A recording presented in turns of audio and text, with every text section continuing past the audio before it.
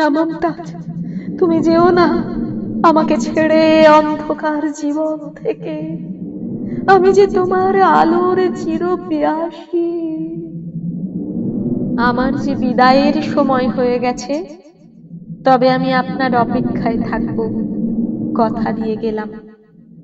এ কি, আমি স্বপ্ন দেখছিলাম তবে এই সন্ধ্যায়, নাকি তুমি সত্যিই এসেছিলে প্রিয়তমা, একদম স্পষ্ট পূর্ণচন্দ্রের মাঝে, কৃষ্ণ কুঞ্চিত কেশদামের সুনিবিড় ছায়ালেখার মতো সেই অপূর্ব মূর্তি। আমার প্রেম তুমি বুঝলে না প্রাণপ্রিয়া। তবু তবু তুমি যখন অভিমানে অভিযুক্ত করে গেলে, আমি শিরোধার্য করে নিলাম আমার অপরাধ। আমি যে এখনো তোমাকে ভালোবাসি মমতাজ।